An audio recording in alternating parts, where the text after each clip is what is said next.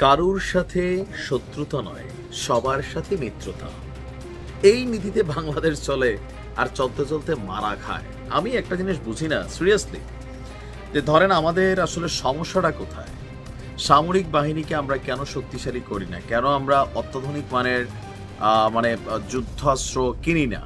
রাষ্ট্রের টাকা তো আসলে একবারে কমও না, যে পরিমাণ টাকা পাচার হয়। এতগুলো সরকার আইলো গেল, ডক্টর ইউনূসও বসলো, শুনলাম চীন থেকে যুদ্ধ বিমান নামাবে। খালি এইসব চাপা চোপা গল্প আওয়ামী লীগের সময় শুনছি, বিএনপির সময় শুনছি, ইউনূস সাহেবের সময় শুনছি। কিন্তু একজন বাংলাদেশি হিসাবে আমি তো চাই আমার কাছে ধরেন যুদ্ধ বিমান থাকবে, সব অত্যাধুনিক প্রযুক্তির ফার্স্ট কাতারের। যুদ্ধ লাগুক না লাগুক, কিন্তু যুদ্ধ তো লাগতেছে। মিয়ানমার এই যে আরাকান আর্মি যে পরিমাণ স্বেচ্ছাচারিতা গুন্ডামি পানা আমাদের সীমান্তে দেখাচ্ছে, সাগরে দেখাচ্ছে, জেলেদেরকে ধরে ধরে নিয়ে মাটাম দিচ্ছে, আর আমাদের সরকার বলতেছে আমরা অবজারভেশন করতেছি। অবজারভেশন, একটা নৌবাহিনী আছে, একটা বিমান বাহিনী আছে, একটা সেনাবাহিনী আছে, একটা বিজিবি বাহিনী আছে। আমাদের আদৌ কাজটা কি করতেছি আমরা? এখন যখন আমরা ডেটা বেসিস কথা বলি, যদি আমাদের সেনারা লড়াই করতে যায় মিয়ানমারের হাতে, তাহলে ভাই বেশিক্ষণ টিকবে না। কেন টিকবে না? কারণ মিয়ানমারের আরাকান আর্মির হাতে যেসব মেশিনারিজ আছে, আমার তো মনে হয় আমাদের কাছেও নাই। আবার এমনও হইতে পারে সব সম্ভবের দেশ বাংলাদেশ, যে কখনো যুদ্ধ লাগলো ওই কার্তুজ ঢুকাইতে যে দেখলো যে নাট বল্টু নাই, এরকমও হইতে পারে, ঘটে বাংলাদেশে। দেখেন মিয়ানমার কি পরিমাণ গায়ের জোরে স্বেচ্ছাচারী করতেছে। সরকারের কোনো ভূমিকা আছে? নীরব, চুপচাপ, খালি ওই আওয়ামী লীগ আর ওই সংস্কার, ওই এগুলাই। কক্সবাজারের টেকনাফ স্থলবন্দরে মিয়ানমারের সঙ্গে বন্ধ রয়েছে পণ্য আমদানি রপ্তানি। দেশটির বিচ্ছিন্নতাবাদী সংগঠন আরাকান আর্মি আমদানি রপ্তানি, তারা রপ্তানিতে কর দাবি করছে, চান্দা চাচ্ছে। চান্দা শব্দটা দিছে কর। চান্দা না পেয়ে পণ্য পরিবহনে বাধা দিচ্ছে আরাকান আর্মি। জানা গেছে মিয়ানমার জান্তা বাহিনীর কাছ থেকে রাখাইন রাজ্য আরাকান আর্মি দখলে নেওয়ার পর থেকে প্রতিনিয়ত এই ধরনের চান্দাবাজির ব্যবসা শুরু করছে। এর আগেও একাধিকবার পণ্যবাহী জাহাজ টেকনাফ বন্দরে আসার আগে নাফ নদীর মাঝপথে আরাকান আর্মি আটকে দেয়। বাধার কারণে টেকনাফ স্থলবন্দরে মিয়ানমারের ব্যবসায়ীদের সঙ্গে এপারের আমদানিকারকদের ব্যবসায় ধস নেমেছে। জানা যায় মিয়ানমারে রপ্তানির জন্য কোটি টাকার মালামাল টেকনাফ স্থলবন্দরের গুদামে পড়ে রয়েছে।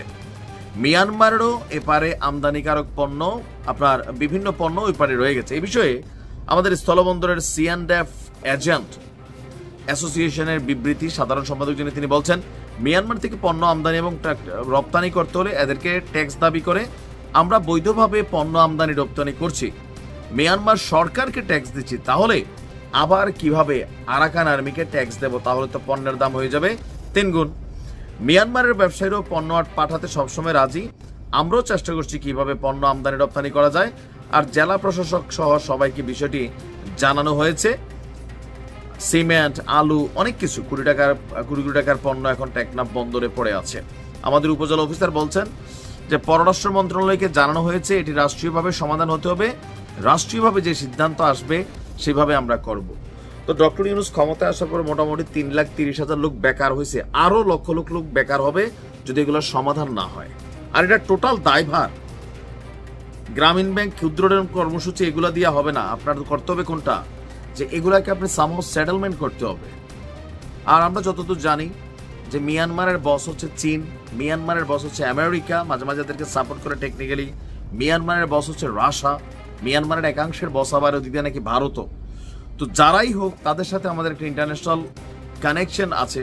ডক্টর মোহাম্মদ ইউনূস আছেন, তো তিনি থাকতে যদি এগুলা বন্ধ না হয় বা করতে না পারেন, এর পরবর্তী সরকারগুলো এসে কি করবে? সীমান্তে সেনা পাঠাবেন, চাইলে কি যাইতে পারে?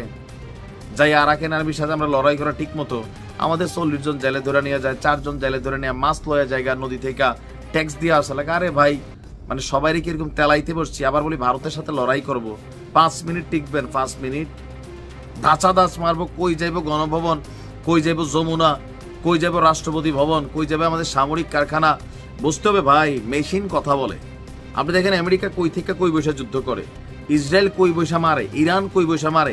আমরা খালি ফেসবুকে চাপা মারি দেশের পক্ষে, মাঝে মাঝে বলি আছে।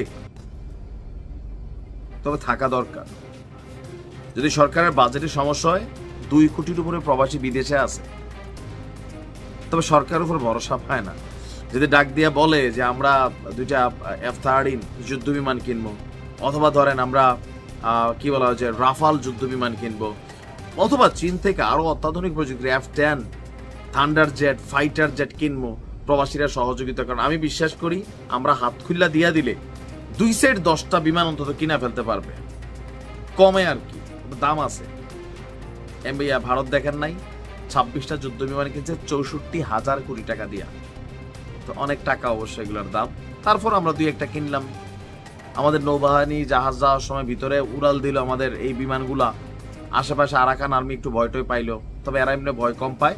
মিয়ানমারে অনেক লম্বা ফাইট হচ্ছে, বাট আমার মনে হচ্ছে সরকারের উচিত এগুলো নিয়ে খুবই স্পষ্ট একটা বিবৃতি দেওয়া এবং শক্তভাবে বিষয়গুলোকে হ্যান্ডেল করা। ব্যবসায়ীদের নিরাপদ রাখতে হবে। ভালো থাকুন।